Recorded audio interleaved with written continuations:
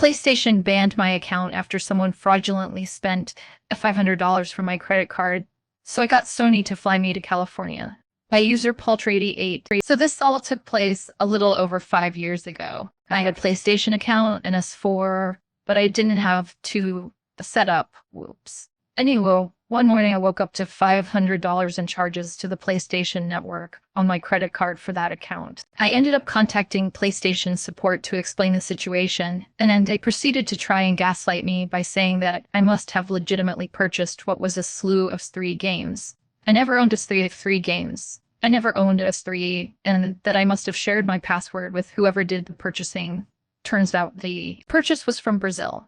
After a lot of back and forth with them not budging to just refund and remove the games after I changed my password and enabled Tufa, I did a chargeback via my credit card, which led to my account being suspended. All I probably had about $200 in digital games that I lost access to. As for a bit of background on me, I'm a software developer in the middle of the US, and 5 years ago, the market was ridiculous. I had plans to go to a conference in California a couple months after all of this and was going to buy my own plane ticket. So I had the idea of applying to a job with Sony in their San Jose tech office so I could get them to fly me out for my conference on their dime. Long story short there, I heard back from a recruiter, the phone screen went well, and I was flown to my conference via a ticket provided by Sony. They even took me to lunch and paid for a night at a hotel so I could be in San Jose the day after the event. It actually worked out kind of nicely as I had a FANG interview planned for not too long afterwards. So it was a good opportunity to just practice interviewing. They ended up offering me a job.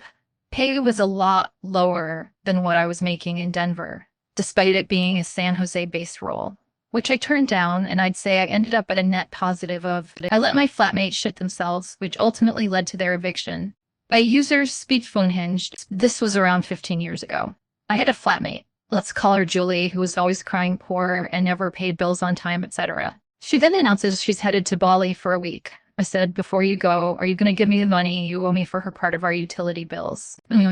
She said when she gets back. I'm livid so off, she goes. On the last day, she messages me and tells me she's got Bali belly and had diarrhea all day and worried about the flight home. She also informs me she's broke and could I pay for her taxi home, around $100, from the airport as she's worried about taking public transport back in case her stomach is still upset. I told her I would be working and not home to pay for her taxi. She says fine, she'll ask one of her friends she's on holiday with to give her the money. Then she informs me she didn't take her house keys with her and could I leave them hidden somewhere so she could get into the house when she gets home. I don't reply, but I assume she thinks I will. Anyway, I wasn't really working, so I hid in my bedroom and I could see the front entrance from my bedroom upstairs and peek out the window. I watch her drive up and exit the taxi. She couldn't locate keys, so starts trying all different ways to get in. I had prepared and made sure every access point was locked up. She starts calling my phone, which I ignore. I can hear her swearing, and then she's doubled over, and before I know it, she's shitting herself. She's in a denim skirt, and it's runny. Now, I'll be honest, I was not quite expecting her shitting on our doorstep. I was more thinking she'd freak out and have to sit outside all day till I came home. But this was a far more perfect outcome. I only wish I could have filmed it. She's horrified, but changes into something from her luggage and hides her soiled clothes and suitcase in a bush in the front yard and takes off down the street.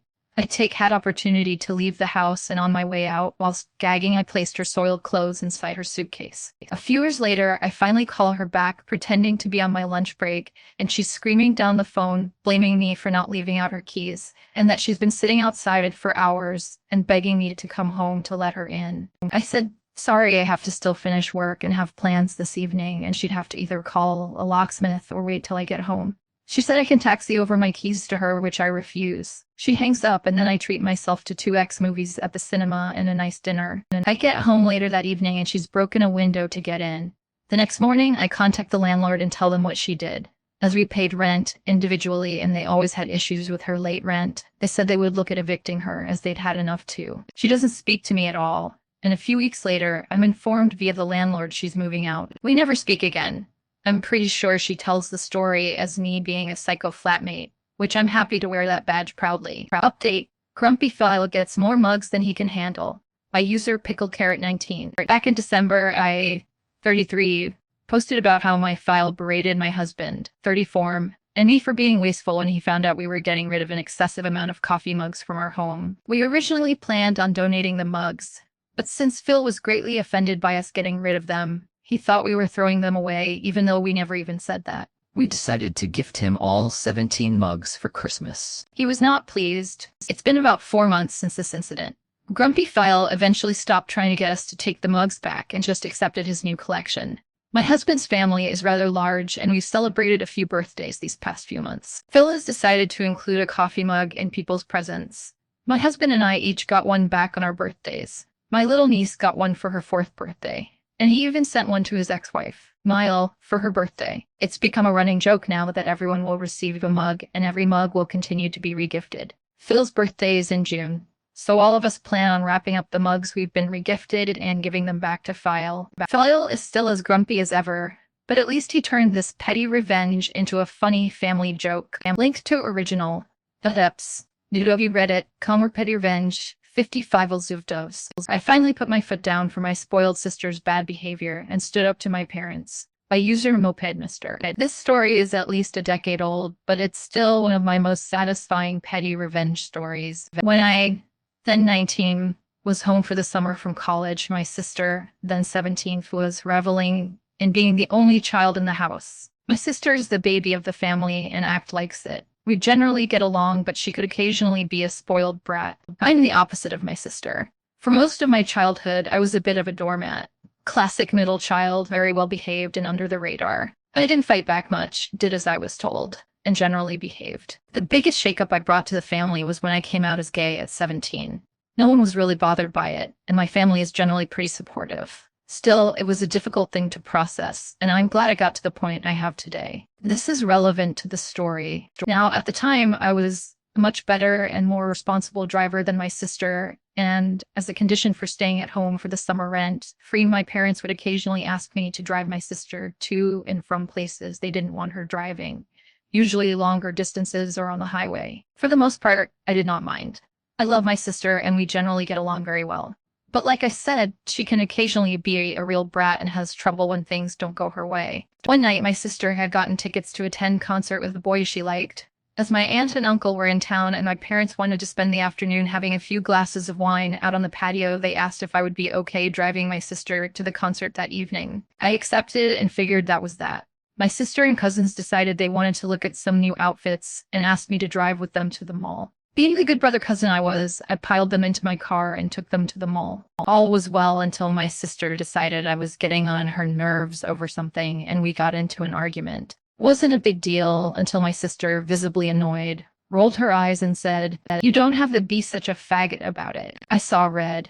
I'd been called this word before and have been able to shrug it off, but from my own family, I was not going to take it. I could have yelled, argued more, or even stooped to her level, but it suddenly came over me what I was going to do. It was simple. I was not going to drive her to the concert. I told her as much, and she smirked to tell me, yeah, right, like mom and dad are going to be okay with that. Now, when we got home, I went to my parents, explained what happened, and let them know I would not be driving her to the concert. To my complete lack of surprise, they took her side and explained to me they understood I was upset, but I would still need to take her to the concert. My sister's smug look was all I needed. No, was all I said. My parents seemed confused and then explained that that was not an option. I simply said, "You cannot make me. I do not care what you do. I will not drive her." Years of resentment over having to be the good sibling finally spilled out, and I simply said no. My parents, a few glasses of wine deep, tried everything. They threatened to ground me, yelled at me, threatened to take my things, got in my face, and I held my ground. I told them I would take any punishment they wanted, but no one could force me to drive her. At one point, I even looked my father in the eye and said, "Tell me it's okay for her to call me a faggot. Tell me it's okay for anyone to do that," and my parents didn't know what to do. They were too drunk to drive, and it was too late to ask anyone else. My sister refused to apologize, but as we got closer to the time we had to leave, I could tell she was starting to panic. The rage on her face was building up, and it was the sweetest revenge I could ask for. For once, she wasn't going to get her way, and there was nothing she could do about it. Nothing would make me do it. This was the hill I would die on. My sister ended up missing more than half of the show and cried the whole night. It's what she deserved. As for me, my parents never even ended up punishing me. Maybe they were too stunned to do anything, or more likely saw that I was right. But from that point on, I had no problem setting boundaries as needed. I could be kind, but I wasn't going to be my family's doormat. Placed my roommate's cell phone number in every account while I worked as a debt collector by user Moonsoon Rob. And so in my early 20s, I rented a 2-bedroom apartment and had one of my friends move in with me. Everything was great at first, but soon realized I had made a mistake. Any and all things that make a bad roommate, this one man consisted of. I, to this day, have never had another roommate. One day, while I was at work, I had a time-sensitive issue that I needed to discuss with him, and when I tried to reach him on the phone, he didn't pick up. He was notorious for not answering his phone. He would get a call 9-10 times, he would just set it back down. So I called again, and once again, he didn't answer. I then called him on the auto dialer so my work's number would show up and he picked up on the first ring. I hung up, and for the rest of the day, I inputted his number into every account I worked that day as a way of reaching the clients. Must have been at least 75. The beauty of this is for the next few months, I got to hear about and see him receive dozens of calls looking for all different people. At first, he tried to explain that he was not this person and to remove his number, but they never did. Lol. He would scream at them and ask them why they were doing this to him, that there's no reason all these people would have his number. He would make false threats saying that he had obtained a lawyer and that he was going to sue them for harassment, but nothing stopped the calls. He eventually bit the bullet and got a new phone provider, and not long after I broke my lease and got the fuck out of there. It's been 15 years and I still laugh from time to time. Just thought it was time to share it with all of you.